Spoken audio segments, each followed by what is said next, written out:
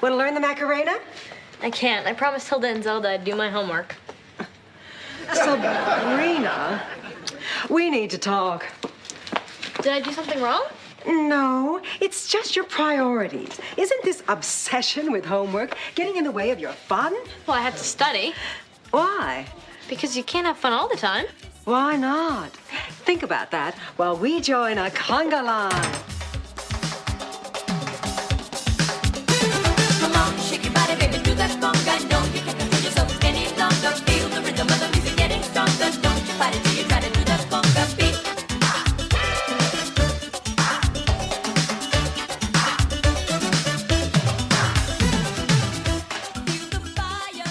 Ladies, gentlemen, Chad, Corey, Dylan, welcome to episode number 7 of Sabrina's Witch Trials. This is, of course, the podcast where each week I take a friend of mine back into the mid-1990s to rewatch, review, and reminisce all about everybody's favorite Friday night spellfest, Sabrina the Teenage Witch. I'm Alex Araujo, and as I said, this is a Sabrina the Teenage Witch podcast. If you were looking for a podcast about noted interior designer Sabrina Soto, try Sabrina's Stitch Files. Or it doesn't exist. No one would listen to that. It makes no sense at all. How you doing, folks? Big week here over at Sabrina's Witch Trials. Not only did I have quite the tete-a-tete with one Caroline Ray of Hilda fame, and that one season that she hosted that talk show, which nobody really liked. A lot of stuff's been going on. The listenership has been going up. We've had more reviews on the iTunes, which is always nice to see, so thank you everybody for that. And in kind of a little treat for all of you, I've brought back everyone's favorite guest host to talk about this incredible episode. Really, I use the word incredible a lot, but seldom has the word incredible fit so perfectly in what we're going to talk about than it has right now. We're going to be talking about episode 7, and to talk about it, I brought on Cris Araujo, to her friends.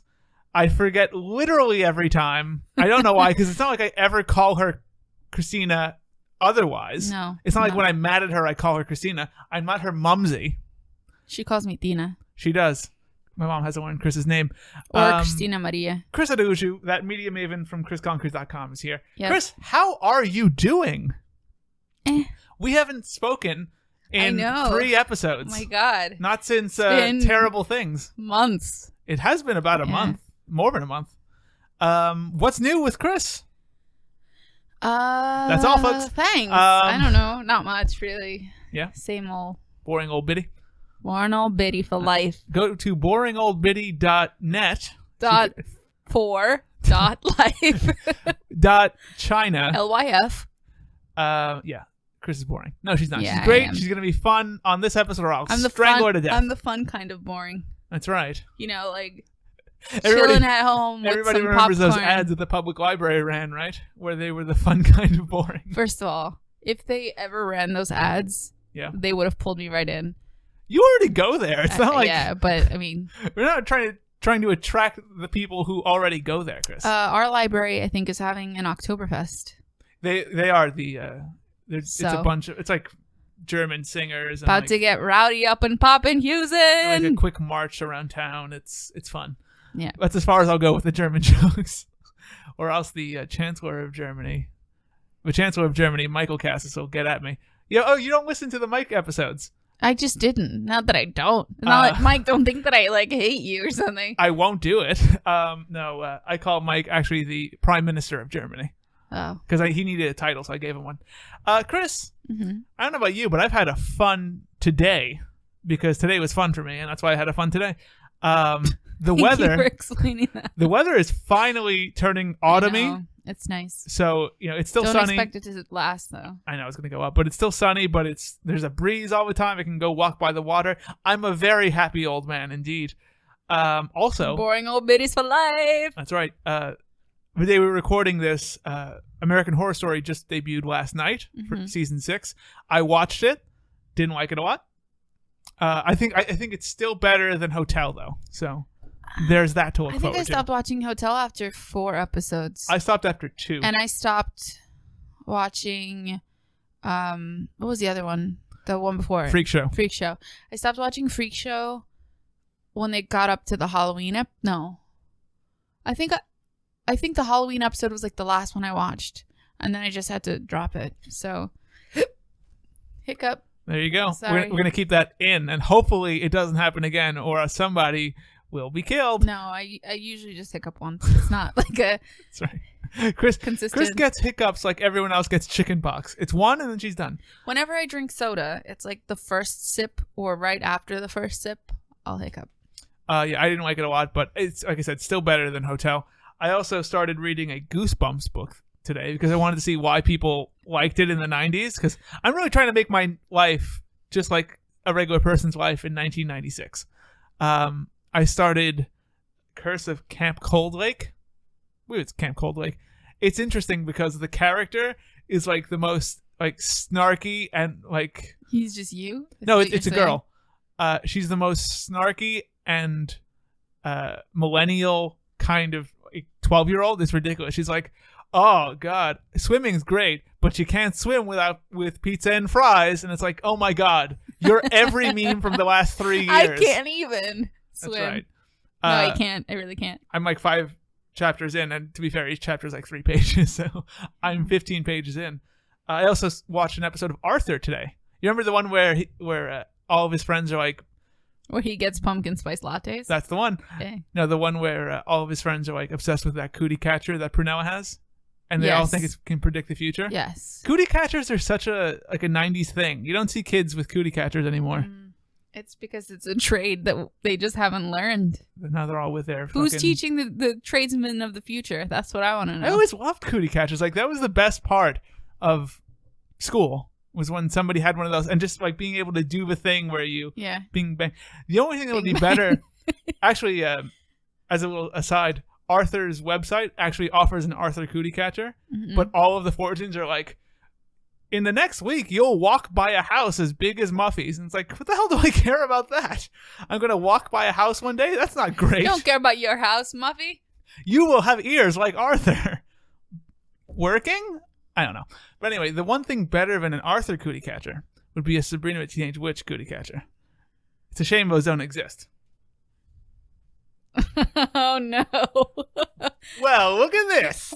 Is that what you spent your day doing? I spent like 20 minutes making a Sabrina the Teenage Witch cootie catcher, and now I can do that cootie catcher hand thing as much as I want. Chris, would you like your fortune told? Sure. All right, pick a color. Green, pink, blue, or yellow. I thought you had to pick a number first. First you pick a color, and then you do the letters of the color. Okay. And then you pick a number, and then you pick another number, and that's your fortune. All right, what are the colors? Red, pink, blue, green, yellow. Green. Green. Green. Pick a number, 1, 2, 5, or 6. 5. 1, 2, 3, 4, 5. Pick another number, 3, 4, 7, 8. 3. 1, 2, 3, and pick your fortune, 1, 2, 5, 6. 6. 6. Your fortune is... Your cousin will imprison you in a jar. Sorry, Chris. Damn it, Carlos. He's going to sneak up and get you right in there. It's probably Roberto. There you go. I love these things. My life, he's in a jar. If you just hear this sound during the podcast, you know what I'm doing. Wait, let me read yours. Okay, Come on. let's keep this quick. We're already 8 minutes into the show, and we haven't talked about this incredible It's all episode. right. Pick a color. Pink. Pink. 8, 3, 7, or 4. 4. 1, 2, 3, 4. 8, 3, 7, or 4. 3. 1, 2, 3. 1, 2, 5, or 6. 5. You will play foosball with Harvey at the slicery. Oh, baby. Jelly. Whew. Al's going to have a fun night after this podcast with Harvey with the good hair. All right. Harvey folks, with the good hair. we are going to start on this incredible episode of Sabrina the Teenage Witch. But before we do, Chris, you know my rule about guests and their descripting of things. That's a word. Descripting of things. That's right. You have to give me a description of this episode of Sabrina the Teenage Witch in exactly 8 words. And a coherent sentence. Sabrina moves to the pleasure dome with Vesta. I'll take it, and it's accurate. Yeah. Okay, as all of Chris's descriptions are. If there's one thing you can say about them, they're accurate. All right. They're not always the number you ask for, but they're accurate. Episode number 7, Third On from the Sun. Let's get started here. This episode is actually the first written by noted writer and voice of a cat, Nick Bakay. So he actually writes a lot of good ones coming up in the future. First aired November 8th, 1996. 16.2 million viewers, a 10.2 rating, a 17 share, and this was the 26th most viewed show on television that week. The episode basically starts out in Sabrina's house where she and Zelda are coming down the steps, and she's really nagging Zelda to let her get a belly button ring because it's 1996. Zelda basically tells her, no, you can't have one, and that's our belly button, and you get it back when you're 18. Giving her the old mom routine. They walk into the kitchen, and Hilda piles on, telling her that she'll regret it, and then goes on to talk about her weird-ass tattoo. Cromwell rules. That she had to wait 2 centuries to get removed from her shoulder. Although Zelda then throws a bunch of shade and is just like, bitch, that's not where it was. I had to wait 2 centuries to have the Cromwell rules tattoo removed from my shoulder. That's not where it was. Be quiet. It was on your, I don't know, Tushum. hooter. I don't know. Is that boob? Is that vagina? Who knows? Zelda then goes on to tell the rebel Sabrina that she can't get the belly button piercing again, and Sabrina tells her that she'll wait till she's 18, but when she does, she's getting everything pierced. Just everywhere. Like random pieces of skin on her body, all pierced. Party girl. She heads out to leave for school, and Zelda throws a particularly stanky finger poke of doom. The stanky finger. It's sequel to Stanky Leg. It's dangerous. And Sabrina returns with a tribal nose bone piercing thing. Sabrina then gives us a couple of hilarious remous de bon. That's all she can say, and I loved it. A few times before she just sits down telling her that they're not going to school. And then we get a tribal beady kind of bit of music to close out this opening here, this cold open. Okay, very funny. Now remove the bone. Remove the bone! I'm not going to school like this! Chris, Yes. did you like the tribal beat? Did you like the remous de bon? What did you think here? I thought it was accurate for the time. I mean, everyone wanted a belly button piercing. Yep. That was the thing to do. And She eventually gets one, I think. Oh, yeah, definitely. Yeah. I mean, Melissa Joan Hart was no doubt rocking a belly piercing. Yep. With probably a little blue stone in it or something. Like a little cat hanging off of her belly button. See, that would have no. Like a little photo of That's Caroline not of the Ray. time. It would have been a little blue crystal that just catches the light. Work. All right. Yes, it was of the time, but Also, Cromwell rules. Cromwell He doesn't rules. actually. Do you know who Cromwell is? Yes. Who is he, Chris? I know Cromwell from watching The Tudors. Okay. And he basically was very manipulative in the English. Thank you. Yeah. Military. Yeah. Yeah. Well, I know him more in terms of because I literally learned about it through The Tudors. Mhm. Yeah, just at court and He was a politician. Yeah. Oliver Cromwell.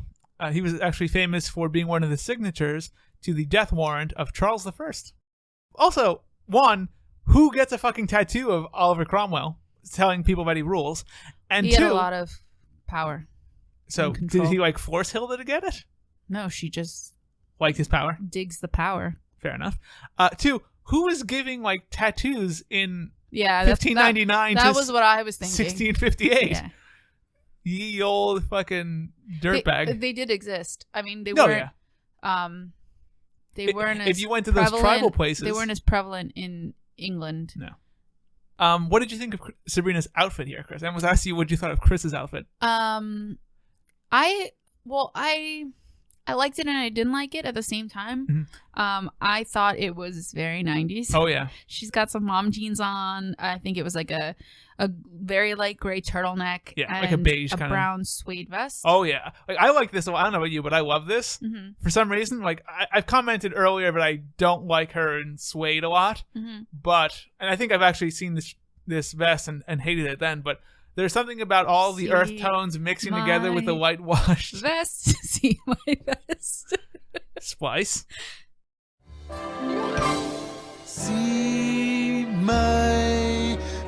See my vest, made from real gorilla chest. Feel this sweater, there's no better than authentic Irish setter. See this hat, 'twas my cat, my evening wear, vampire bat. These white slippers are albino, African endangered rhino. Grizzly bear underwear, turtles' necks, I've got my share. Beret of poodle on my noodle HL wrist. Try my red robin suit, it comes one breast or two. See my vest, see my vest, see my vest. Something about like the whitewashed jeans and the vest and the turtleneck that all came together into a wonderful earth tony 90s bit of goodness. It's I like like it. the epitome of 90s fall fashion. Yep. Ring Like, ring Delia's, I'll take Yeah. 2 please. It was very, I don't know. It was good. Obviously not something I would wear now, Who knows? but I liked it for what it was, and I remember how cool that would have been back in the day. Also, did you notice her hair? She had like a half up, half down hair. I didn't know. But then it was like full, like wrapped, and like I can't even explain it to you. Like it was. You can't even? No, I can't.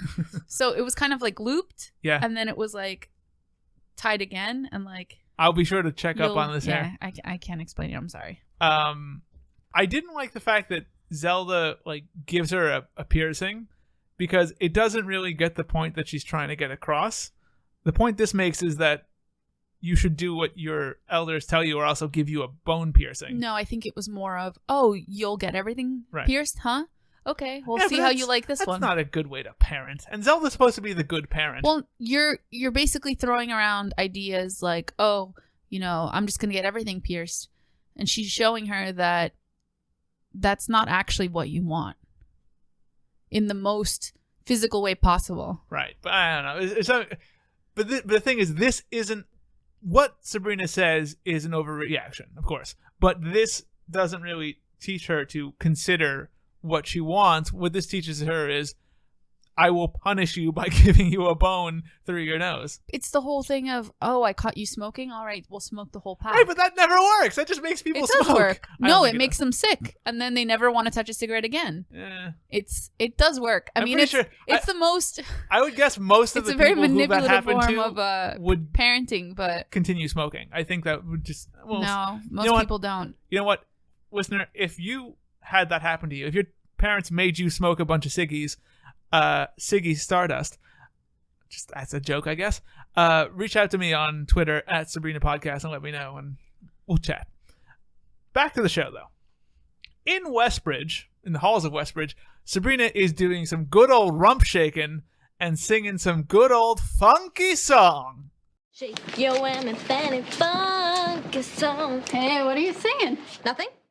Here we go, baby. This, listen. Is this the first time? Oh, yeah. Is it? This is the first appearance of Funky Song to my Okay. knowledge. And man, do I fucking love Funky Song. Let's get this out of the way right now.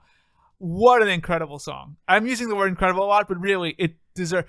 What a stupendous Catchy song. ass song. It's got a great, sexy kind of 90s dance beat. It's got stupid lyrics. It's the and me... And it's not...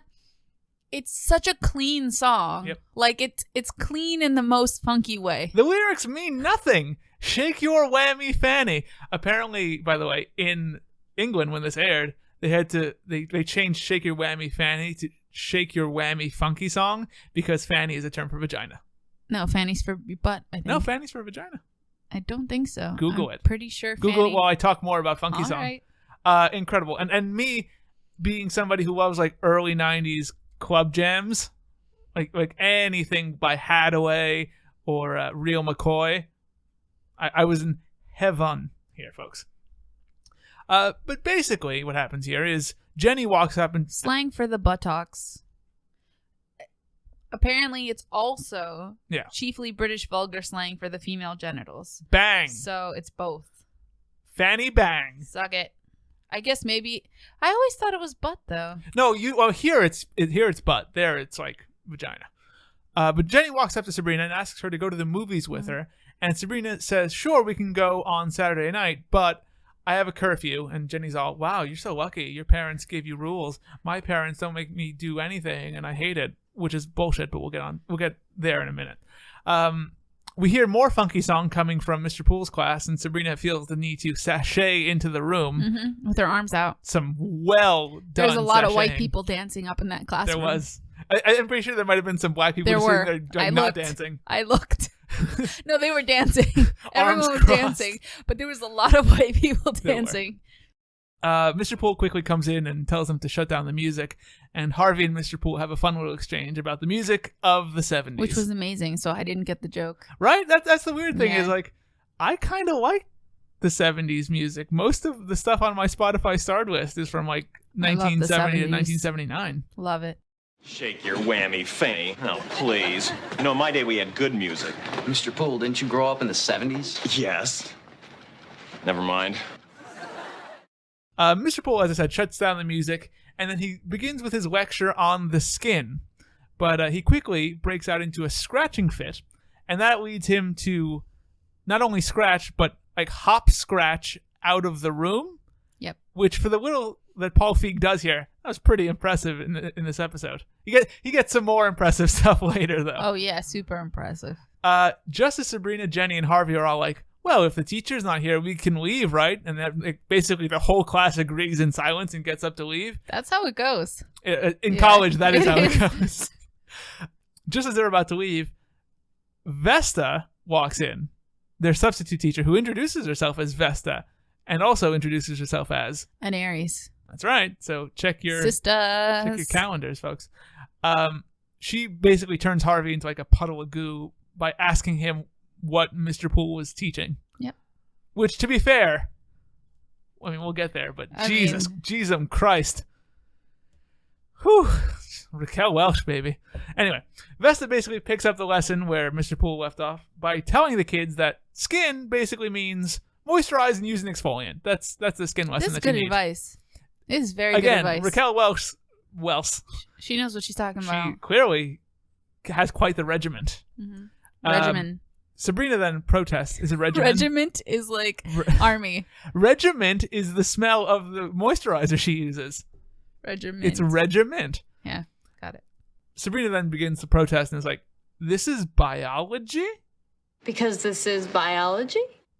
Spot on. Vesta then gets what she's saying and is like, oh, you want a real lesson? And then busts out into a full, like, well... She breaks it down. She turns on funky song and commences to prance. No. She, like, goes into a full involved lecture about skin, including the word ranioles, which I'm sure is some part of the skin. Why would they make that up? She tells the kids... All lies. She tells the kids they can all leave, but she calls Sabrina aside to talk to her, and Sabrina's all, oh, am I in trouble?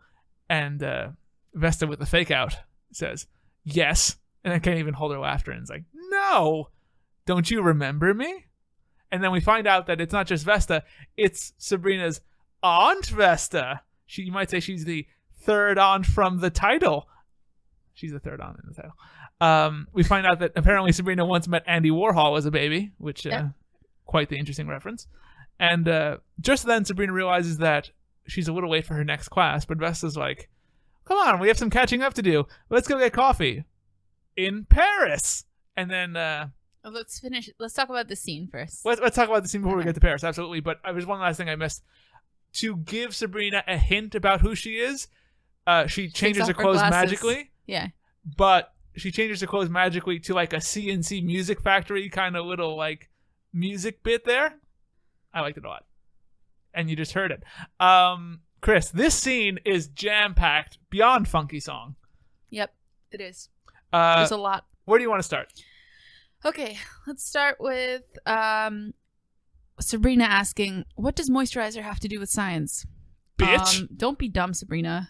Moisturizer. Yeah. Moisturizer is science. Your moisturizer regiment is important. It didn't just like it doesn't come off trees like that. Like, that is science, the science of beauty. Like, Absolutely. it takes. Chris is offended. I'm sorry, but it takes serious scientists and lots of work to create moisturizers. That's true. Noted beauty blogger Christina. I'm Duda. sorry. It's just like, bitch, what the fuck are you talking about? Fair enough.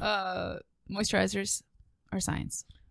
I mean, yeah. What did you think of the character Vesta as we meet her here? Because we find out and discover way more about Vesta, both as a character and a performance in the future. But in this little scene, what did you think of, one, the character, two, Raquel Welch's performance? I think straight up when she walks into the classroom, you know she's a bad bitch. And, like, she's just fabulous. Like, fabulous radiates off of her. I mean, you've got that red pantsuit, which... Oh! Red double-breasted pantsuit with a white dress shirt. Dead. And I'm dead. And black, like, it was like a satin tie. And what you notice when she changes her clothes, leopard print platforms. I did not see that. Yeah. But I was looking. I mean, just the clothes here for a second, because I'm a bit of a clothes horse when it comes to, 1996 Teen Witch series. I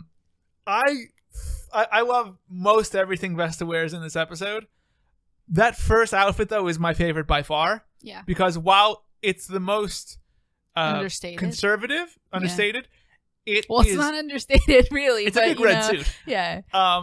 It is beautifully tailored. Yeah. It fits Raquel Welch like a glove. It looks gorgeous on her, and it's just so striking when you see it compared to, like, the kind of blandness of the rest of the room and all the earth tones. It's stunning in every way. Yeah. Raquel Welch as an actress, though, I thought was also stunning in just about every way. She's awesome.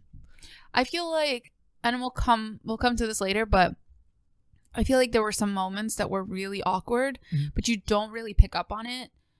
When I was a child and I was watching it, I didn't pick up on it, but there are some awkward moments, which I think have more to do with the writing, where Sabrina will say something and they'll give her like a one-off, like, I know, or like, you're telling me, like, the stupidest shit. And I'm like, I'm sorry. Like, I know you're giving it your best. It's just awkward as hell. I loved all of those little things. She's given it her all. Like, she really is. It's great. Like, it's some of the best things said in those scenes. Durhay is my favorite. I might just make it my text message notification now. I mean, I love all those things. I think. When did she say that? She says Durhay when Hilda and Zelda, like, break in on them at the Pleasure Dome for the first time. Like, when they're like, "Oh, you tricked us," but we're coming up to that in a little while. But I think her performance is so, like, bright and bubbly and has such a carefree quality, and it really beautifully, like, juxtaposes against the kind of, like, drudgery that is the usual performances in the series. Most of the way Melissa Joan Hart says things is very, like, passive and depressive. She's a teenager. Yeah. And even, like, Hilda has a bit of brightness in her, but Zelda's more lecturing than anything else. So it just, as soon as you see her and as soon as you see Raquel Welch's performance, it's so striking. Sabrina, we need to talk. Did I do something wrong? Yes. No! Don't you recognize me? Should I? I'll give you a hint. I am your Aunt Vesta. Let me guess. From my father's side of the family? Bingo! I even carry a photo of me holding you as a baby. Oh, look, there's in Hilda and Zelda. Is that Andy Warhol? Those were the good times. I don't know why, but the 80s are always the best decade of every century. Oh, look, I'd really love to stay and talk, but I've got to get to class. Don't be silly. We have a lot of catching up to do. Now, where can we find a good cup of coffee? Oh, I know. Paris. I also just realized, if you think about it, in terms of the progression of Vesta's wardrobe, she's much more classic and tailored when she's in the mortal realm, and much more like crazy patterns, like cuts, velvet, when she's in Queen of the Nile looks. We'll get to that, when she's in the Pleasure Dome. So I think that's really interesting in terms of, like, what it says about, I guess, society, or what you're really able to show in, life, like, or of your personality in, you know, the mortal realm versus the pleasure dome. Like, there's a freeness that literally just comes out of you. There's an infinite number of possibilities, and that carries on into the clothing. Yeah. There's It's one interesting. I didn't think about it before. Oh yeah. There's a. I totally saw. No, that. I have it noted down somewhere. I have it noted down somewhere as you write it down. Just one other thing here. This is actually where we get the repetition of the joke from Terrible Things, where the newspaper is a weekly. Haven't watched Terrible Things yet. You were on the episode. Oh, the episode. I thought you meant like, is it what is it? Show? Oh no, it's Stranger Things. You were thinking of Stranger Things. Yeah, I was like, don't ruin anything. How exactly would a show filmed in 1996 repeat a joke from a show? I don't know. Maybe it references a joke. Who knows? It doesn't know. It's possible. We get the repetition of the joke from the weekly. Terrible Things episode where the school paper is a weekly edition. Yeah. This is where it was. Moving forward, though, in Paris, which is a phrase I don't get to use enough, the two witches are drinking Central Perk style bowls of coffee. That's what I'm about to rant about. So. Near a window overlooking definitely the real Eiffel Tower. Sabrina notes that her aunts never let her drink coffee, and Vesta says that they're probably just full of can'ts and don'ts, and does a very good impression of them, almost digitally good. Yes, the evil bean. Yes. What the fuck? We'll talk about the evil bean in a second, though. She also mentioned that she can't stand being around mortals for too long, and then Sabrina points out that she's one, and she's half mortal, and Vesta basically says, not that there's anything wrong with that, as we're getting some more of that pseudo, being a witch is akin to being a homosexual talk. You mean mortal? Yes, but before it was being a witch, now it's being a mortal. Not being all of one thing is akin to being a homosexual in the 90s, apparently.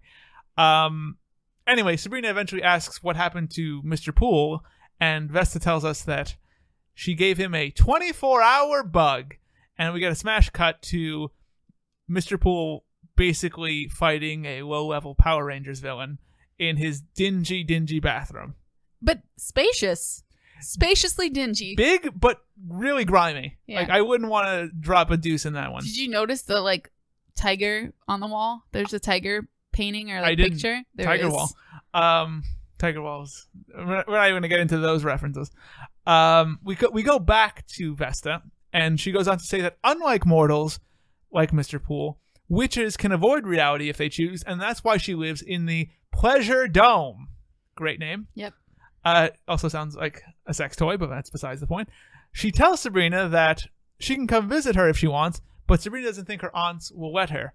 Vesta then ominously says they'll just have to convince them, as we cut there. Chris. Yes.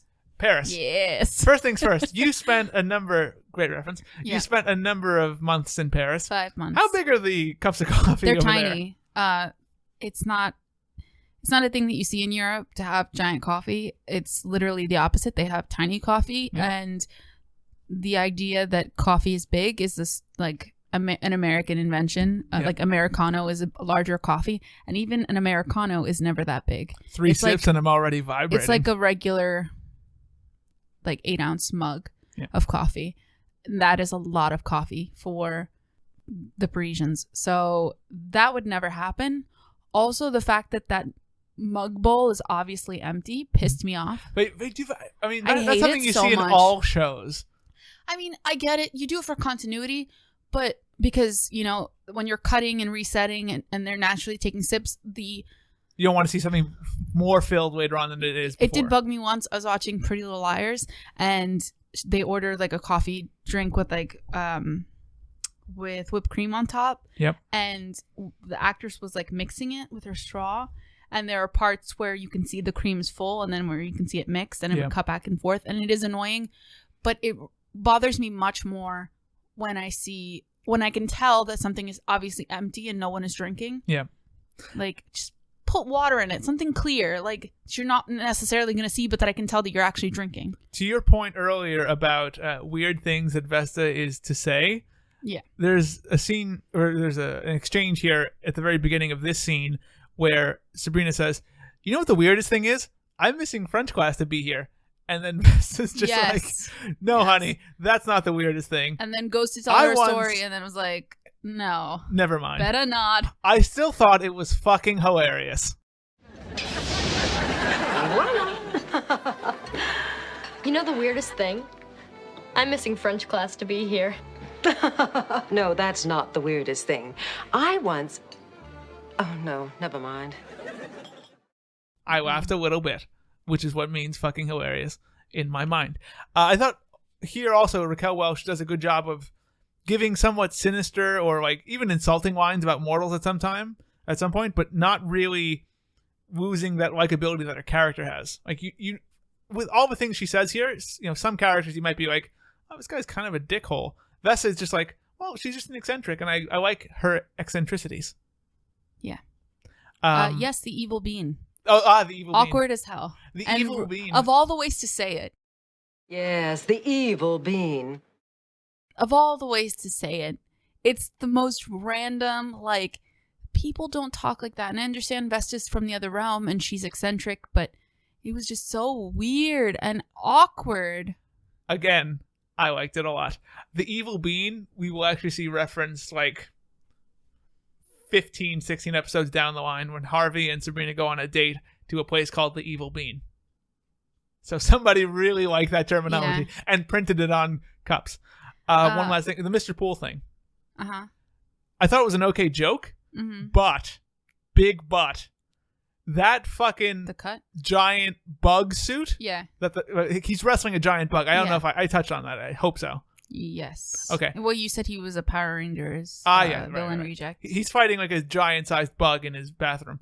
The costume isn't even fully like put on. You can see the guy's neck underneath the costume, and this is only like a 3-second cutaway. I didn't even notice. It's really a bit of shit.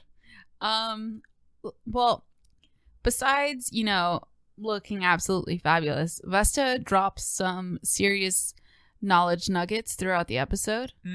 She does indeed. So one of them in this scene is, I thought was kind of... Hashtag Vesta's knowledge nuggets. Yep. I thought it was kind of poignant. She said, well, when Sabrina asked her, what she has against mortals or why she doesn't live in the mortal realm, she said, mortals have to work so hard for everything, tends to make them bitter. Yep. Like, yes. Well, yes, again, it does. That's one of the things that you might go, well, you know what? That's kind of a bitchy thing to say. But it's very true. It's honestly true, yeah. It's a perfect, I don't know. Summary. Encapsulation. Description. I can't think of the word. Phrase. I don't know. It's true. Not going to happen. Hashtag true. All right. Moving forward. At the Spellman house, the aunties are zap battling over a fabric armchair. Salem runs in and tells them that Sabrina's school just called and she missed her last 5 classes. Which it was Salem the cat, which always makes me so happy whenever I see the actual cat rather than the animatronic. Can you imagine if it was just like the animatronic cat next to a phone? It's like Danger Will Robinsoning all over the place. Because he just had to stand there. Yeah. So he could have talked and he just would have stood there. Yeah. I mean, I guess he walks up to the... He does. Yeah. They start worrying about Sabrina and hoping that she's not in trouble. And as soon as she enters in her very couture dress, they tell her she's in big trouble. They ask her where she's been and where she got that very couture outfit. And she says that she's been in Paris with Vesta. And they freak out because Vesta's never in the mortal realm. They do, however, get a wonderful gift from their sister right away. Prezzies. Gum? It's French. Gum? It's French. I fucking love Raquel Welch in this role and otherwise. Which French gum is not anything special. Thank you for clearing that up. The aunts then start to lecture Vesta and Sabrina about her missing her classes, and Vesta gives a great gelato-based excuse for why Sabrina wasn't able to get back in time. She was supposed to be in school. Well, we tried to make her last class, but then we stopped in Milano for gelato. You have to. Sabrina then apologized and asked if she can have to. You do have to. Italian gelato is probably great. Probably. You've never had gelato? I had never had gelato from Italy. You have to stop in Italy for gelato. Milano. Precisely. Sabrina then asks if she can keep her couture dress, and they say that she can, but she has to All go of her clothes all because of she has. She has a bomb ass hat Yeah. also. No, she's got a bunch of bags that she is brought true. with her. But first and foremost, she has a bomb ass hat. Yep. I have a story We'll get about to that. I have a story about that hat. Don't worry. So they tell her she can keep the clothes, but she has to go call Jenny for her homework and start it right now. As she leaves, the three sisters start talking about Sabrina, and Vesta notes that she's so hunger. She's so hunger. There you go. She's so hunger for life is amazing. There you go. Especially she since need fun. I translated this into Japanese and then back to English. Yeah. Especially since Hillary and Zellery over here are basically, like Chris, fun with whole biddies. I want that episode. Chris is bidding for future episodes now. Zelda then comments that, hey, they have lots of fun. Okay? Don't call me a fun with old biddy, you wonderfully dressed sister of mine. That's Chris. And in fact, she goes on to describe the fact that she just received an invitation for a meeting in Texas about a super collider from the visual engineers for the study of theoretical activity. Interesting name. Mm-hmm. Important name. Vesta then gets a great line in about theoretical activity. It's better than no activity. # true. Hilda then comes back from answering the phone and tells us all that she was just invited to play with the Conniff Trio in Orlando this Saturday. A dream come true, as I like to say. But then the aunts come to the realization that somebody has to stay with Sabrina, and Vesta just basically has her finger to her mouth the whole time going, I can do it. This is her plan, evidently. And Sabrina then comes down the steps, telling us that she has to read 50 pages by Monday, to which Vesta says... Which is super easy. It's really not that hard. hard. Why are you such a child? Well, it is Jane the Obscure. Or, sorry, Jude the Obscure. So? Anyway, Sabrina tells us this, and Vesta gives us the incredible line of, Kel drag. Jenny just gave me the bad news. I have to read 50 pages by Monday. Kel drag. Seriously? I will say that for life. Right? Kel drag. It's great. It's French. It's 90s. It's perfect. Like a big cup of coffee. It's French. It's 90s. It's perfect. They ask Sabrina if she wouldn't mind staying at the Pleasure Dome with Vesta, and she initially holds back her excitement, but once she finds out it's okay, she gives us a big old woohoo. Now, before we get to the dome scene here, before we get under the dome, let's talk about this scene here, Chris. So much to say. I love the gum joke. I loved it a lot. Tiny little bags. Yeah. You'd think it was like earrings. She had Definitely them wrapped. not. She had them wrapped. Sabrina's bomb ass hat. Okay. I was watching it right before this podcast, and our mom was in the room, and she was saying that because she has a wedding to go to next week, she was saying that she should get a hat like that hat for the wedding. She should. She should. Bomb ass hat. She should get a bomb ass hat for the wedding. Seriously, she'd be stealing the thunder. The bride wanting a bomb ass hat, that'll teach her. Chris, what do you think of this scene? By the way, that outfit, I always loved it because it's in the opening credits. It's very Breakfast at Tiffany's. Mm-hmm. It's also, like, for me, it reminds me a lot of Sabrina, but Sabrina, the Audrey Hepburn Sabrina, and then the remake in the 90s, which I loved growing up. Harrison Ford. It was like 96, I think. I looked it up. It was 96. Don't hold back, Chris. It's okay. And, even though I think the clothes in the remake was actually more 90s, more not as old school like Parisian fashion. There is a scene where she just came back from Paris and she's standing waiting to be picked up, and she's wearing a bomb ass hat with pearls. No, it was I think it was a pantsuit. She might have been wearing pearls. I don't know, but yeah, so for whatever reason, her outfit and Vesta's outfit and the whole thing just made me remember Sabrina and made me think about that. Vesta also has a nice hat. It's very feathery, but Sabrina's is more usable. Yeah. Like most of Sabrina's like Vesta wear, aside from one hideous piece, is like more, real life. Yeah. Less costumey. Not to say it looks better on her. it's still costumey. I mean, it would be more likely that you would see somebody wearing one of those pieces than you would Vesta's, mummy tut outfit. Yeah, which, by the way, is awesome, and we'll get to that. We're gonna get to that. Well, I want to talk about Vesta's outfit too, because I do think it's a bomb ass outfit as well. It too is bomb ass. this episode, just what we're saying. Ass. She had on a suit jacket. Mm-hmm. Well, it's a suit, but it's a suit with a skirt. Yeah. And the jacket, the suit was black with white trim, and the bottom of the jacket flared out into sort of a peplum, but it was kind of like a high-low peplum where it was longer in the back. It would be so much easier if I just made it the album artwork than if you described it for the next 4 minutes. I still think it's interesting to describe these things because that's what it is. She had on white gloves. Mm-hmm. And so did Sabrina, by the way. She had a notched collar in her suit. I love those. This was the same outfit that she transformed into when she left her red suit. Bomber red suit. Yeah. To identify herself as a witch. Yeah. So it had a notched collar and it kind of like flicked up. Yep. It had the little peak of white. All and good. then she had a white feathered hat. Yep. She was ready to go to a southern black church. But it was very French looking. It was very what people think of when they think of French fashion, or especially in the 90s. By the way, I didn't touch on it earlier, but it's worth saying now. This episode actually got a nomination at the 1997 Emmy Awards. Hell yes, for it did. Costuming. Didn't win. It deserved it. Diane Kennedy, I believe that her name was nominated, and girl, it because a lot of this is just great. All right. I also think it was very Pretty Woman. The whole.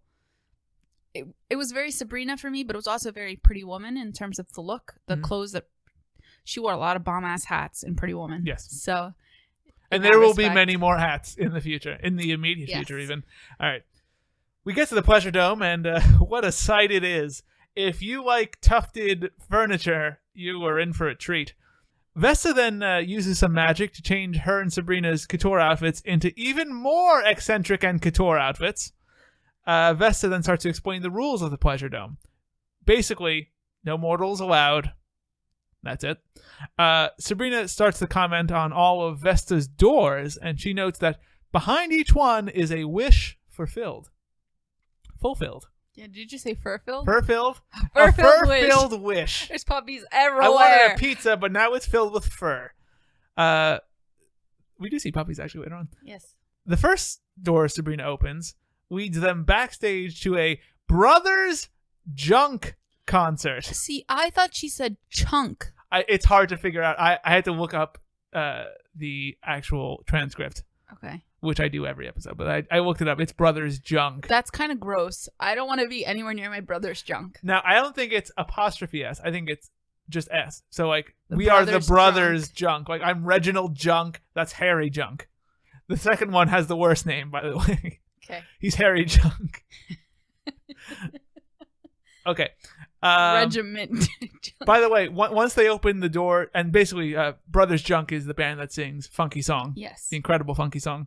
Once they open the door, there is some just amazing dancing done by Melissa Joan Hart, by mostly Raquel Welch, though. She gets into it. It is stunning, as I will use over and over again here. Incredible. Super great. Bomb ass. All right. They close that door. Yes. And Vesta has her open her personal favorite door, the Hall of Gratuitous Praise. Basically where people roaringly compliment your stinky farts. But one guy does it especially loudly. There is one guy who is reading down all of the descriptions. You're fabulous. You're in. Open this one. It's one of my personal faves. What is it? The Hall of Gratuitous Praise. You're fabulous.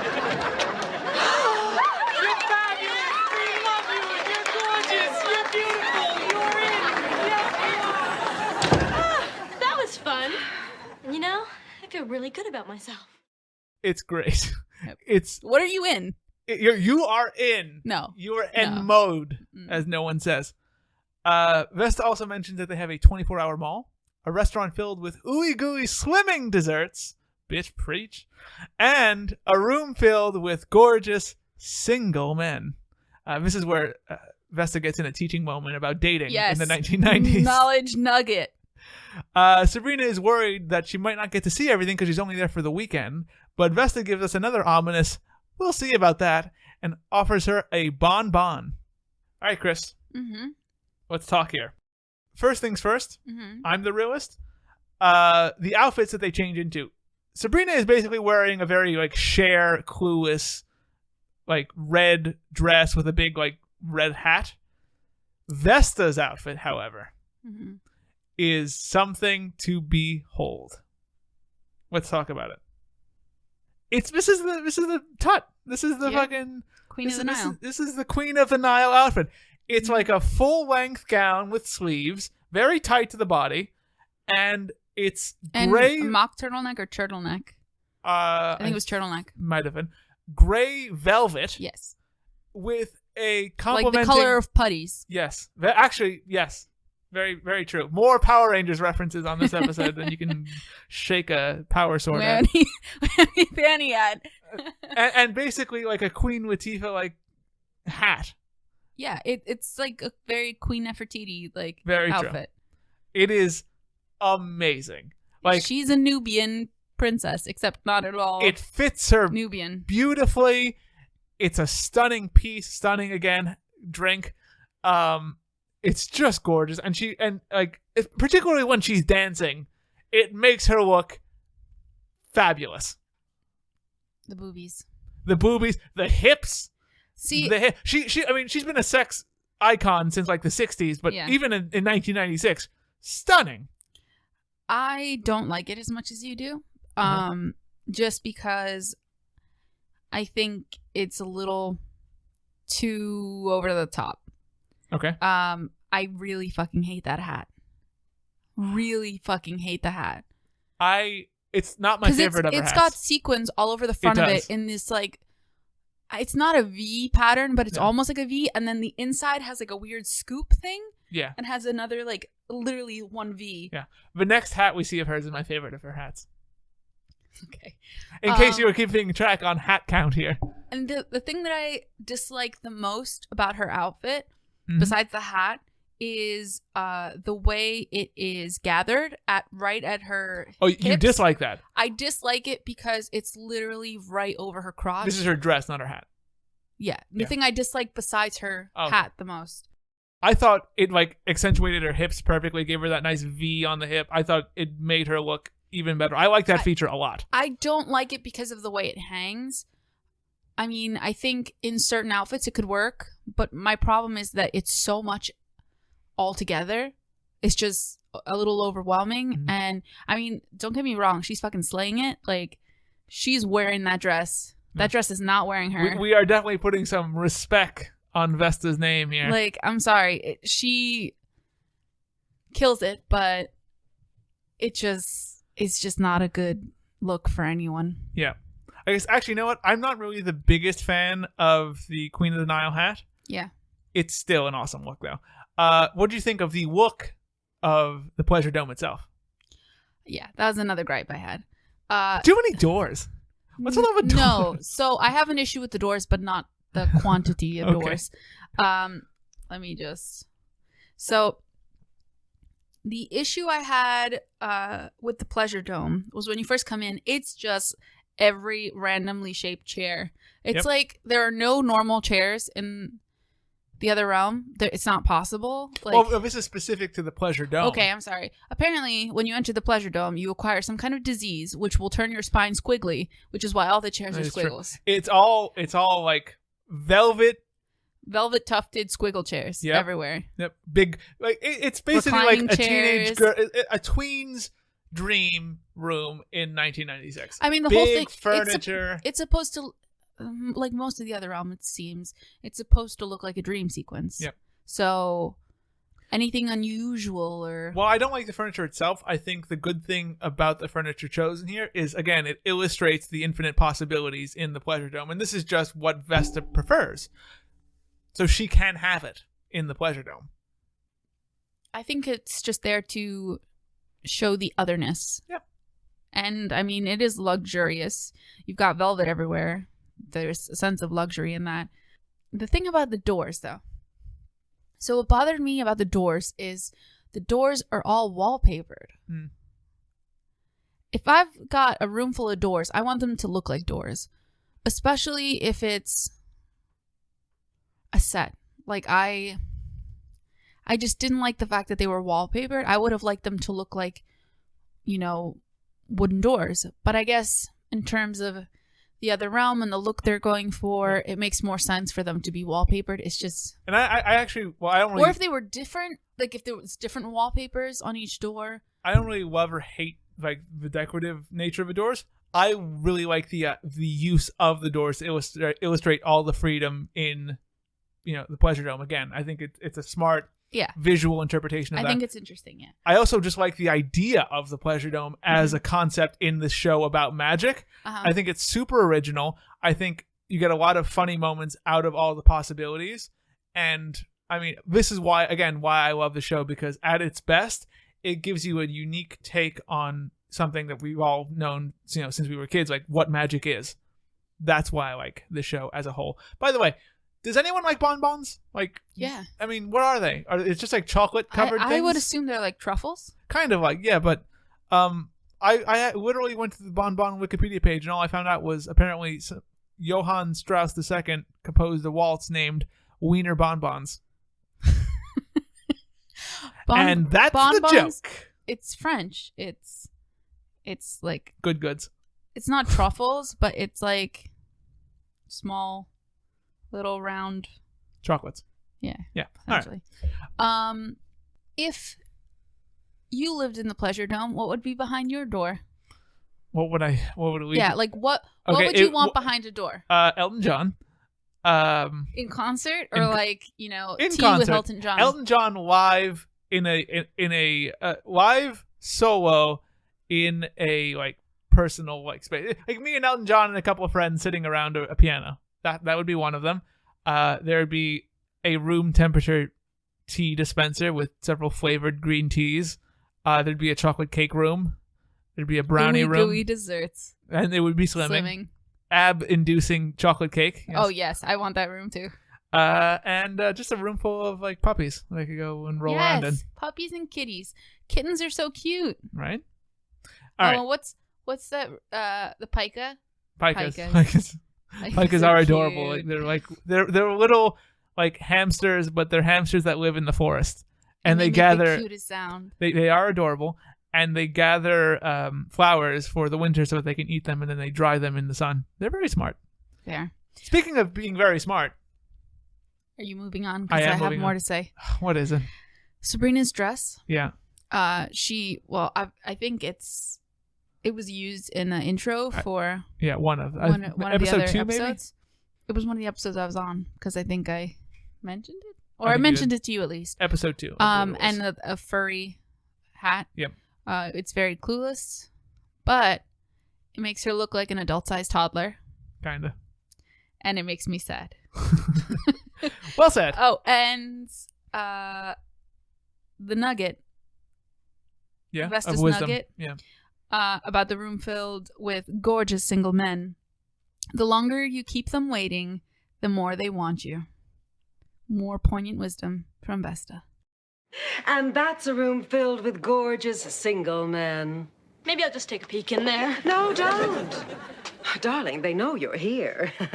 And the longer you keep them waiting, the more they'll want you. Oh, so that's how it works? Uh-huh. So we go to apparently Texas, where Zelda enters what is obviously a janitor's closet and asks who is obviously a janitor if he knows anything about a super collider conference. Taking place in that room as it's supposed to be in the room. Basically, Groucho here tells us that the invitation that he sees, that Zelda shows him, isn't here because, you know, nobody would fit here. It's a fucking janitor's closet. He asks her who invited her. She says the visual engineers for the study of theoretical activity. And he makes the obvious recognition and asks the obvious question of why don't they just shorten it to Vesta? Well, the invitation says 107, and it's engraved. Nice. Who's it from? The Visual Engineers for the Study of Theoretical Activity. Why don't they just shorten it to Vesta? We heard a little bit of Groucho there. Elsewhere in the world, Hilda is seen playing with her string trio. She's not playing the string trio at the Daytona 500, surrounded by a bunch of screeching cars. But really, it kind of just looks like the set of Outside Westbridge, but like to the side, because you never see a car. With a bunch of like it's like flags. a brick wall, and they put a couple of like flags up. That's it. But and some still, tires. There's a tire around. Zelda comes up and tells her that Vesta set both of them up. Obviously, I knew it all along. I would love if she like faked. I was just playing along. No, Groucho didn't help me at all. I just really wanted to see that janitor's closet. They do leave to then confront their sister, and as Hilda notes, at least she got a future booking out of the whole deal. Yeah. Nothing says legitimacy like an engraved invitation, apparently. It is. It's engraved. It's always nice to get an engraved invitation. But I got an engraved invitation. Obviously, this is not fake. As long as we're talking about this. And that invitation looked totally Not fake. only was it obviously a janitor's closet set, it was obviously Westbridge. It was obviously the Westbridge they just set. threw some posters up. It's the same poster from Westbridge. Like, they could have just not had it there and there would have been some deniability. Yeah. It's the same fucking poster we see like every episode that they walk by. Yeah. Good God, did you spend all your money on Vesta outfits? If so, good choice, but still. Just take down the poster. Honestly, or put up a sign that says, like, Texas Conference Room B. It's not that hard. I was so annoyed, even as a kid. I spat my milk out. All right. In the dome, under a dome, Sabrina is diligently reading Jane the Obscure. Jude the Obscure. Every time. Why do you keep doing that? I don't know. I'm obscure. While Vesta tries to get her to have a little bit of fun. Macarena fun. Zesta. Zesta. God damn it. It's Zesta. Vesta asks her if all the studying ever gets in the way of her fun, and she explains that she has to study and that she can't have fun all the time. Vesta is just dumbfounded, but tells her to think about whether or not that's true, you idiot, while they join a conga line. Cue the conga line. Basically, the conga line is made up of all the people that were in the room of Hall of Gratuitous Praise. Precisely. Soon after they jump in the line, the aunties show up, and Zella ruins everyone's fun and just tells them to beat it. And the best thing is the conga dancers sadly conga with no music, which is the funniest thing you've ever fucking seen. It's just all shuffly feet. It's like Sabrina scurries back to her book to pretend like she was reading the whole time, and the aunties call Vesta out on tricking them. Vesta gives us the wonderful response of "Der hey." You tricked us to get Sabrina up here. Der hey. You just heard it. And again, she doesn't trick. She schemes. With the little hand gesture. She does scheme like that, yes. They tell Vesta that Sabrina's coming home, but she reveals that since she's in the Pleasure Dome, she can make up her own mind and make her own choice of whether or not to go home. They all bicker, and Sabrina interrupts, telling them that she never knew she could choose to stay in the other realm if she wanted to. She decides that she's staying here in the Pleasure Dome, and we get a nice ole to close out the scene. All right, Chris. Mm-hmm. The sassiest hand gesture that Melissa Joan Hart has ever given. Since we're leading, can I talk about my life? Since we're leading with clothes, basically it was just the clothes horse episode of Sabrina's Witch Trials. Vesta's Macarena outfit. Vesta's Macarena so much to jumpsuit. Say. I didn't like it that much. Oh, I loved it. I loved her fucking hat. I liked her black hat with it was tilted, but it was also cupped her head. And then there was this big sunburst of rhinestones on it. I liked it. You were the worst at describing these things. Really? Yes. Somebody should draw what I describe, and we'll see how close it is to what she actually wore. Chris, tell us about Vesta's outfit here. It's a velvet bell-bottom jumpsuit that's black velvet with white.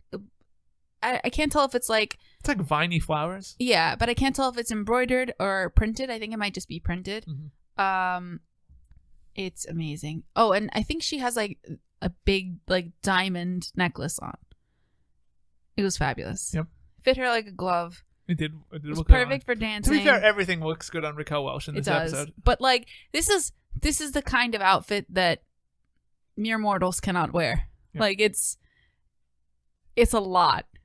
And she pulled it off and she made it work. I didn't like Sabrina's outfit here. I thought it was really, really bad. I didn't like it. At the same time, I didn't think it was the worst. I think that I had a dress. It wasn't velvet, but it was similar. This was This was velvet, black velvet in places, like paisley in other places, it was- green. It was like purple. a psychedelic paisley maxi dress Yeah. with slits on the side, I think. Like, I think there were slits on the side. Mhm.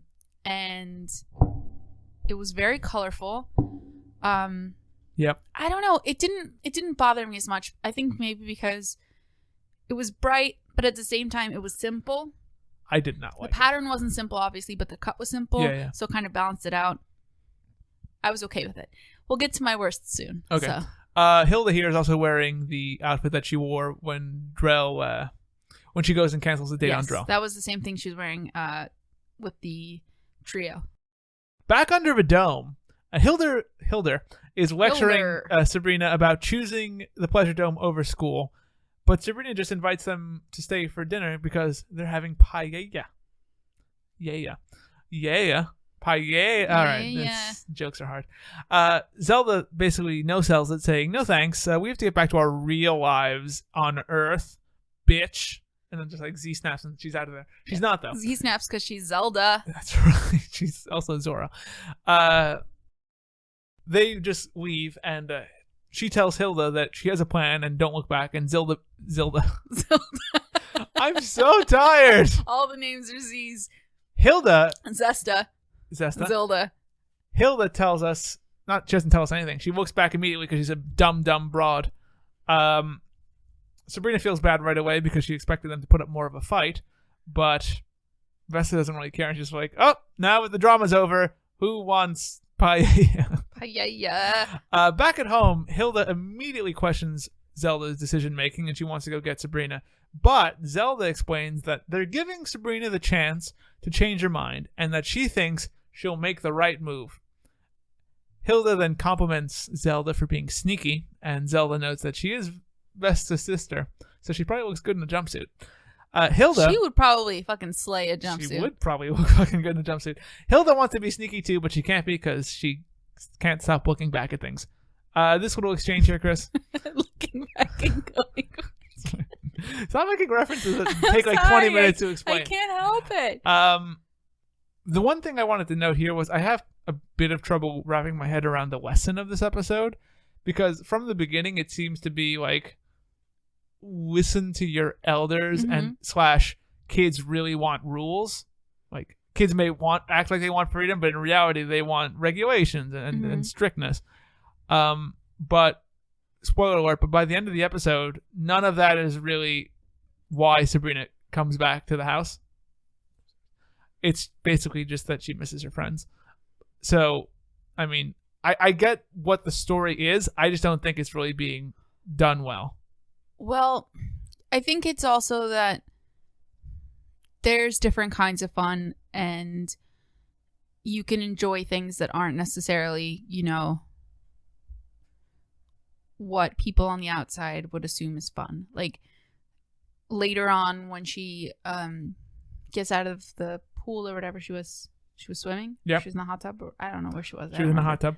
When she gets out, she wants to curl up with a good book, and Vesta immediately is like, why? That's boring as fuck. What are you doing? Loser. Also, she picked Jude the Obscure, which is not a good book. It's a book about it's a book about a guy wanting to marry his cousin. I'll say. Get it? Because that's what Vesta says. That's what she says. All right. Back under the dome. Vesta is getting a rub down from Discount Fabio. And she's enjoying it a lot.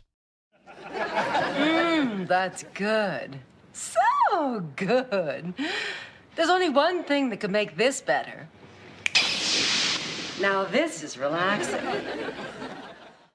Just not as much as rubbing up on him. She enjoys that a little bit more immediately after a bit of CNC Music Factory magic.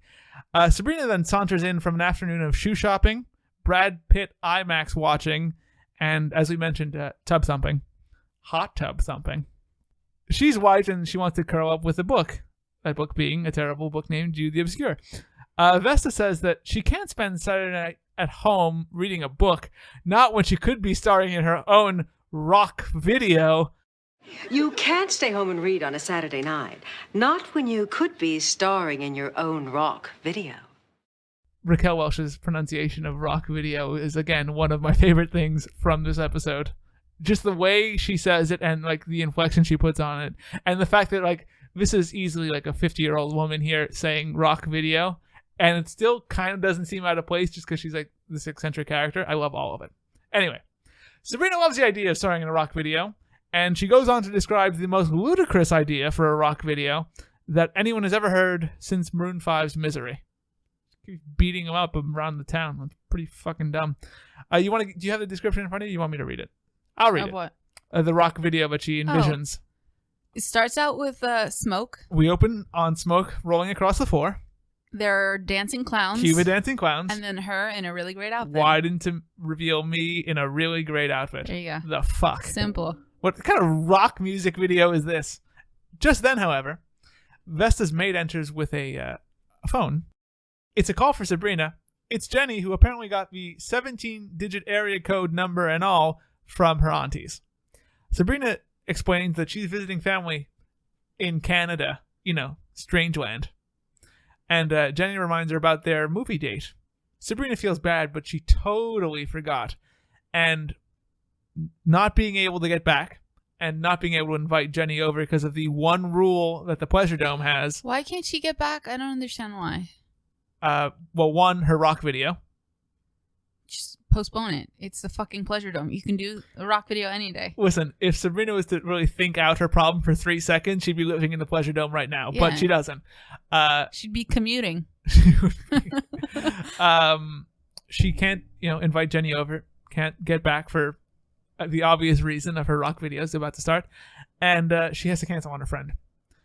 After she does, however, Vesta tries to cheer her up with the greatest antidepressant of all, a puppy. Oh, I thought you were going to say latex boots.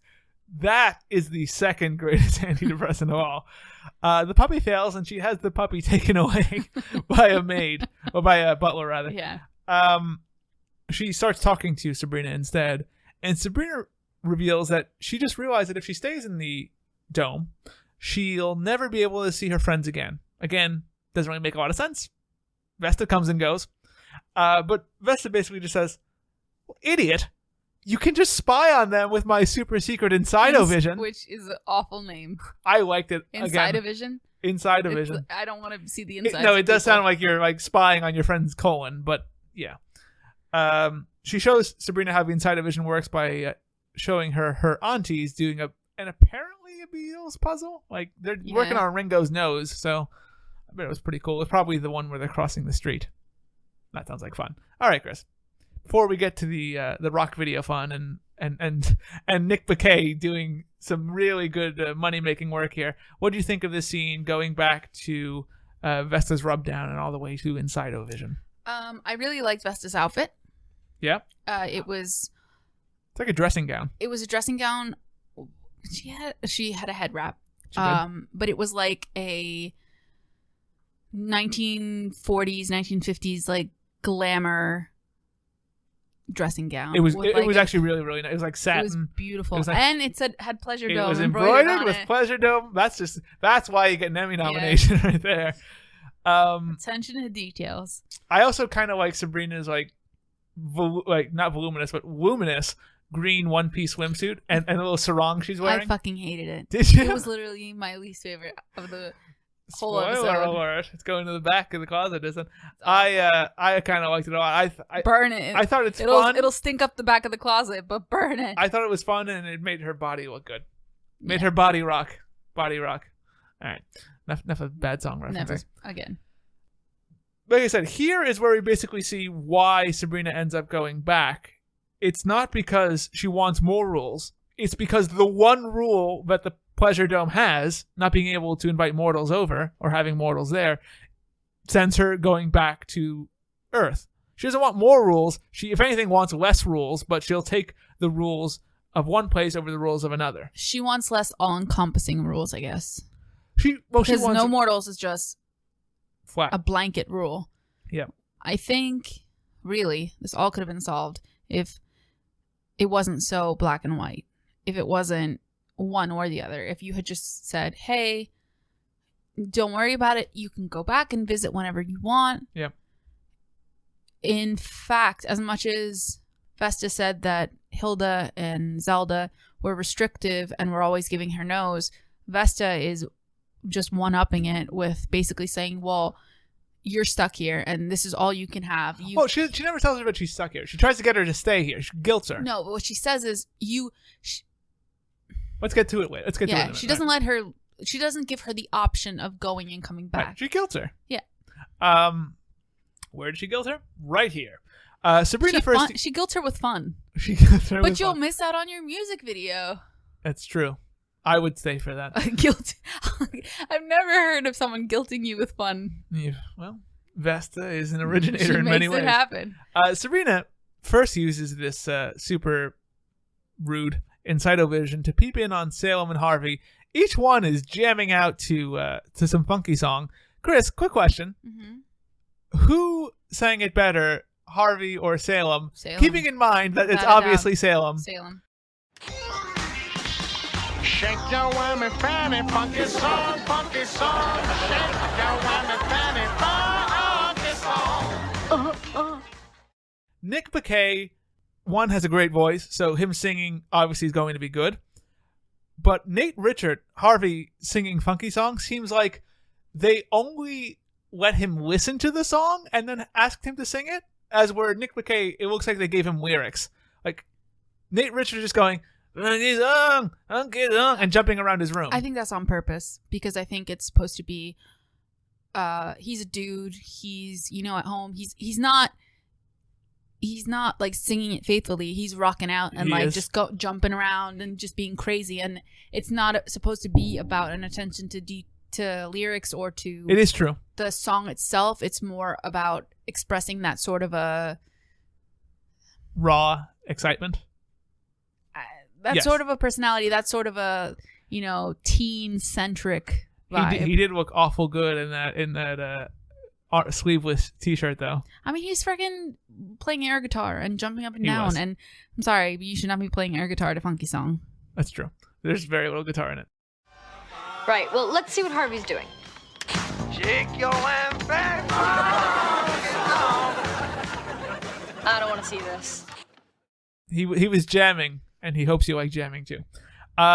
Sabrina then uses the Insidovision to peep in on Jenny, who she expects to be out, but is shock horror reading Jude the Obscure. Nailed Just it. like Sabrina wanted to be. Just like Sabrina. I mean, we also see in Jenny's room that apparently she inherited Drell's vines because there's like sunflowers everywhere. Just wrapped around it's her like fucking. Sunflowers threw up in that room. She clearly likes flowers, and Harvey, judging by his room, clearly likes a football poster and a lamp because that's what was in his room. Sabrina again starts to feel bad, but Vesta's just like, ain't no guilt here, bitch. Let's get your video ready. Except the fun guilt that I gave you. That's right. Let's do another outfit change. Come on. And they do. Funky song. And then we cut to Raquel Welch wearing the most dominatrix-y thing you've ever seen Raquel Welch wear. Yep. That's just what it is. It's just all latex. Sabrina comes out and she comments that she feels like she's going to go fly fishing. Come on, Sabrina. I am dying to see what you look like. I don't know whether to get funky or go fly fishing. Bitch, that is not what that outfit is. Yeah, the flyest ass fishing I did see. You're going to be fishing for Johns because you look like a fucking prostitute. It's what she is. She is dressed like the cartoon prostitute. Not the cartoon prostitute, because very few cartoons have those. She's dressed like the prostitute that you would see in the back of like a sitcom episode where they go to like a jail. Like she's the one just like sitting on one of those chairs in the back of the scene. But she's like a well-dressed hooker. Like, she has long hookery boots. She's got toot boots on. She's got her toot dress on. So okay. Hashtag toot boots. Let's break it down. So she's got thigh-high latex boots, black latex. I'd say they're latex, right, or vinyl? Or They're plasticky. Yeah. Then she's got matching gloves, matching like I don't know. It's further than an elbow, I would say. Yeah. She's got a snow leopard mini dress with a halter neck, which is oddly cut. I don't know if it was the material, but when she moves, it seems very stiff. I don't know. I thought it looked fine on her. It's leopardy, as you said. No, but there's like a stiffness to the fabric. I didn't notice. Okay. Anyway, personally, when I was younger, I loved this shit. I love that outfit. I loved looking like a prostitute. It's fine. Don't worry. You can dress as you want. It's sassy. The music video starts with clowns and smoke and all. Mm-hmm. Sabrina's initially into it. She sings the first first chorus and everything. However, she quickly cuts off the music and she tells Vesta something feels wrong. She goes on to tell Vesta that she feels that she belongs at the movies with Jenny, not in a music video. Vesta here starts to try and drag her over to the Hall of Gratuitous Praise to cheer her up a little, but Sabrina tells her that she'd rather go home. Vesta, as we mentioned, then starts away on the guilt trip, telling her that she'll be lonely without Sabrina, but after Sabrina invites Vesta to come stay in the mortal realm, she thinks better of it and is just like, fuck, where did I put that puppy? I'm going to get that puppy back. Vesta then kind of gives Sabrina a hug in a very sweet way, which I thought also was kind of weird because you're kind of telling the story, but she's almost trying to trick her into staying. But she's like because she really wants her to be with her. Yeah. Again, there's not, and also because she's selfish. The story of this episode isn't really clear. It doesn't stop it from being an amazing episode. Yeah. Though. So Sabrina gets her backpack. They hug. She heads back to try and catch a movie with Jenny. Vesta then tries and she feels bad. She ponders what to do. She puts it together, heads over to the Hall of Gratuitous Praise, and cheers herself up a little. It's so empty, but it works.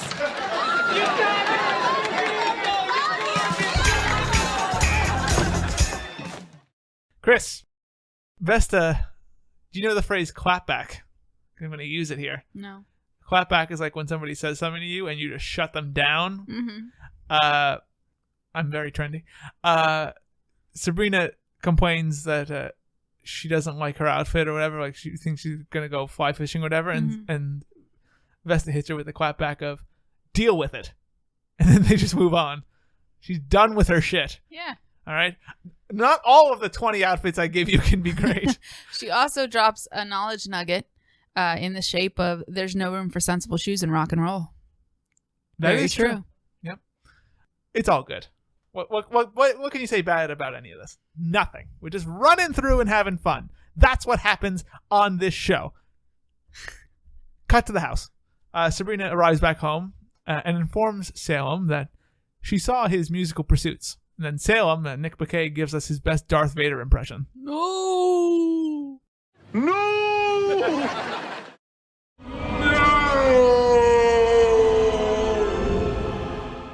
I thought that was pretty good. We'll find out. Downstairs, Sabrina comes downstairs and announces that she's back home. The aunties play all coy and like, "Oh, are you back? What's your name, Sabruno? Good to see you again." And she asks them if she can go to the movies with Jenny, as she made a commitment to her, and she feels that she should obligate.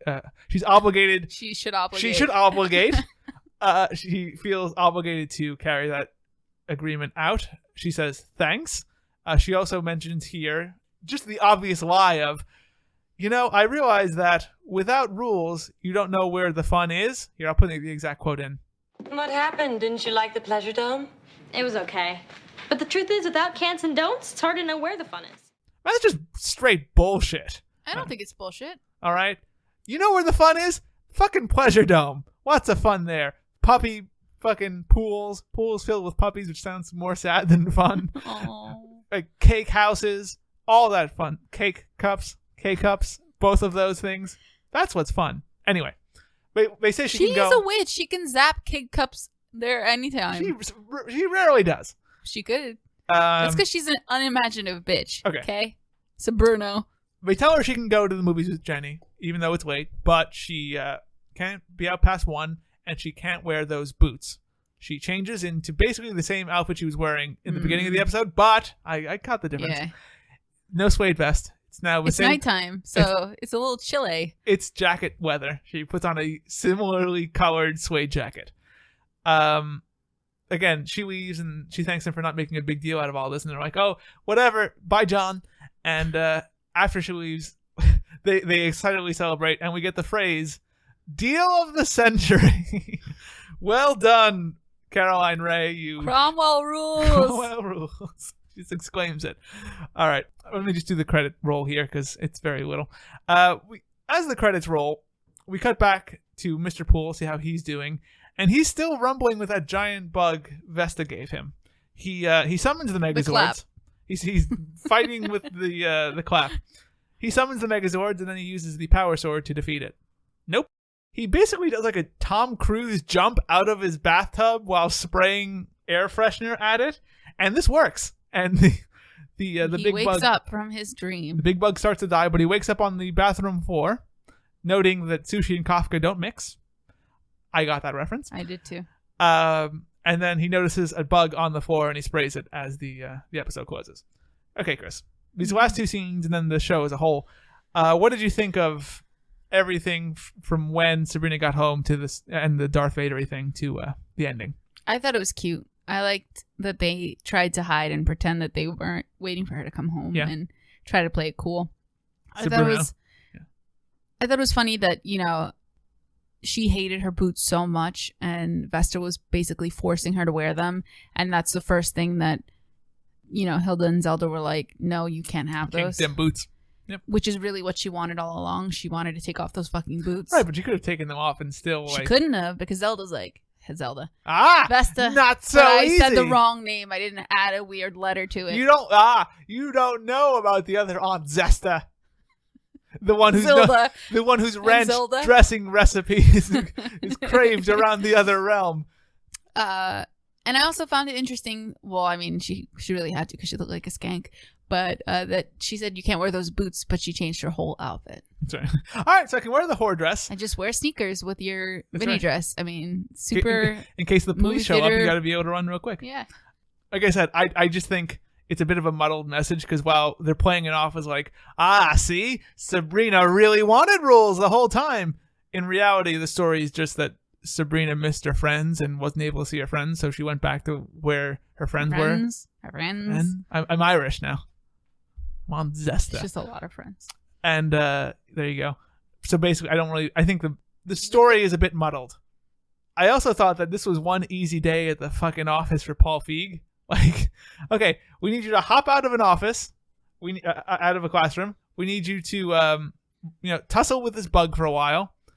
We need you to jump out of this bathtub, spraying something, and then wake up on the floor, and then you can leave. See, the thing with me, even when I watched it the first time, was that I wanted his skin condition when he runs out because his skin is all itchy. I wanted that to be a story that continued. So I wanted the thing that was keeping him occupied to be related to the thing that initially drew him out of the room. So the fact that he had a skin condition and then randomly a bug trapped him in the bathroom kind of seemed disconnected to me. He should have been coughing instead of like hop jumping. He should have been like, his skin could have been bubbling up. I mean, obviously it's not as, Spent all that money on Vesta's outfits.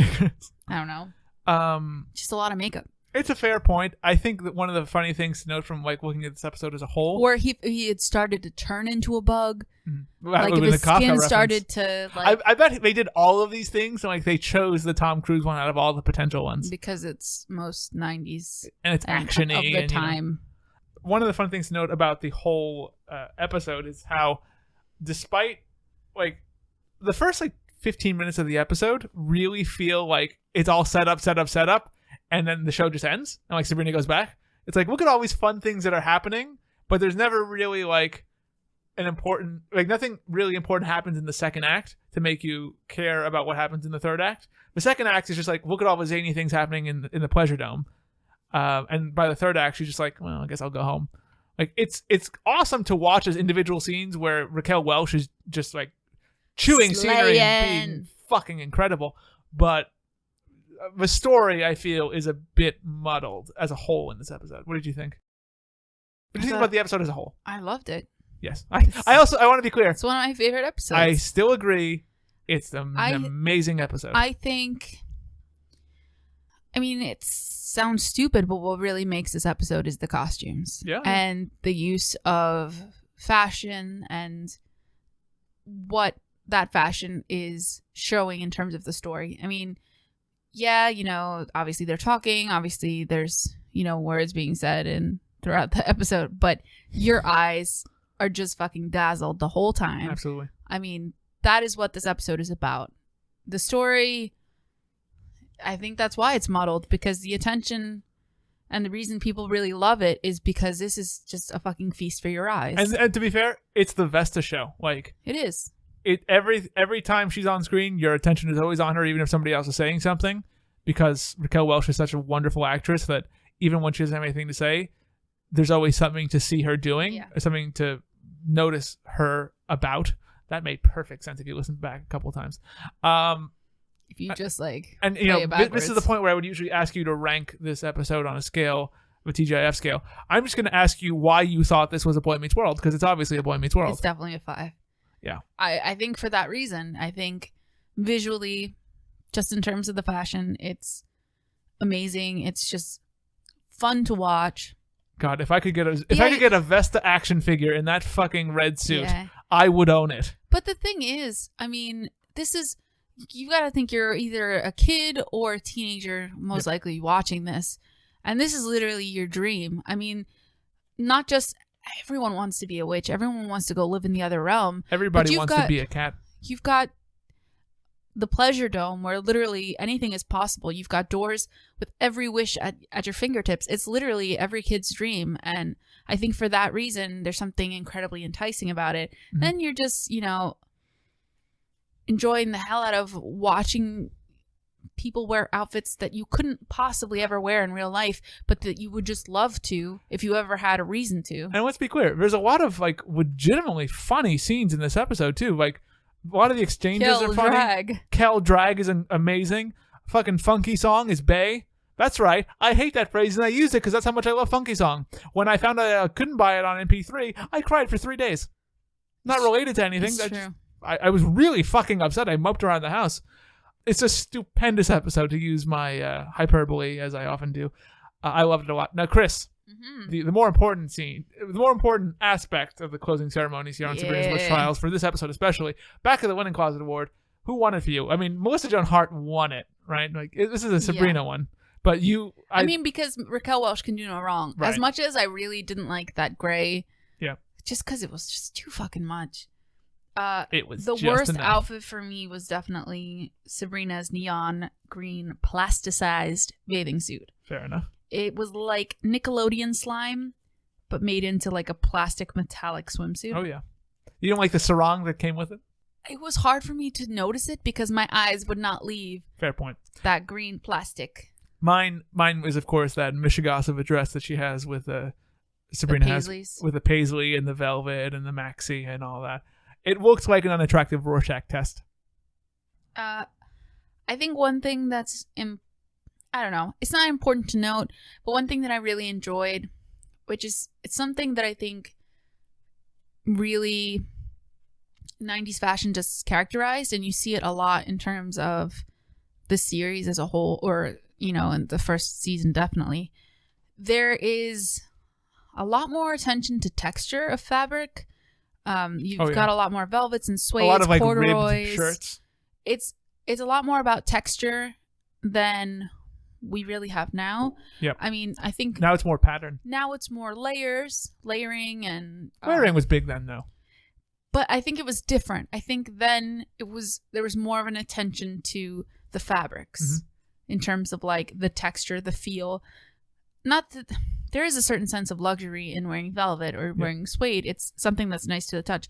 But it's just interesting to me that sort of difference that we don't really have nowadays. And I think this episode kind of hits on that more than any other episode so far, just Absolutely. because This is the close episode. it is. It's everything is either velvet or suede or latex. It's, something that's interesting texturally, and it makes it that much more interesting to watch. Mm-hmm. And that illustrates the importance of texture in clothing in general. Just, the importance of not wearing cotton everything, because then you kind of just blend together. Don't tell Zoe Deschanel. Take that, bitch. Chris, thank you for being here. Fabric of our lives. Thank you for being here. An incredible episode, as most of them are, that you are on. Oh yeah, I'm fabulous. You are. I'm the you're regular Vesta. Let's not get crazy here. All right. Shut up, Salem. Let's not get it twisted here. That's still pretty good. Thank you for being here. You're Read welcome. what she writes over at chrisconkers.com. It's Yeah. all good. Beauty stuff. Romancy stuff. Romance novel stuff. A lot of Mhm. reviews of those. Maybe there's an editorial about patterns or about fabrics coming up real soon. Maybe. Who knows? Who knows? Why Why Velvet is in. Also follow her on Instagram. That's Chris not Conkers. a thing. Don't look for that. It'll be there. It won't happen. I'll write it. Follow her on Twitter at Chris Conkers. And Chris, would you like one more Fortune for the Road? Sure. Okay. I want to Color? go with pink. Pink. Pink. Number 7834. 7. 1, 2, 3, 4, 5, 6, 7. 1, 6, 2, 5. 6. 1, 2, 3, 4, 5, 6. And 1, 6, 2, 5. 1. Okay. Chris's Fortune for the Road is... You will go to the dance with an athlete, daredevil, rock musician. Hell yeah! Chad, Corey, Dylan, Bay. You can follow Sabrina's Wish Trials on Twitter at Sabrina Podcast, on Facebook, facebook.com/Sabrina's Wish Trials, on SoundCloud, soundcloud.com/Sabrina's Wish Trials, and you can listen to and subscribe to Sabrina's Wish Trials on SoundCloud. Did you just say files? I don't know. I think you did. The show's name is Sabrina's Witch Trials. Okay, look at the descriptor. It's there. You can follow and subscribe to this show, safer bet, on SoundCloud, iTunes, TuneIn, Stitcher, Google Play, podcast section, and your podcast aggregator of choice. If you pick up a tin can and put it against your wall, you might hear it. Next episode, we're going to knock the magic up to 11 with Magic Joel. Joel. That's right. Including that incredible scene where he's peeping on Libby, so get ready for all that. Such a little perv. But no Libby in this episode. No Libby in I this think there episode? was just too much fabulous. Oh, absolutely. You couldn't even fit her in anywhere. No. Until next episode, however, we will see you in the other realm. So, a symposium in Texas. Who invited you? The visual engineers for the study of theoretical activity. I suppose theoretical activity is better than no activity at all. You are not going to believe this. I've just been asked to play with the Conniff Trio in Orlando this Saturday. It's a dream come true. Hilda, lucky you. I know you mean that sarcastically, but thanks.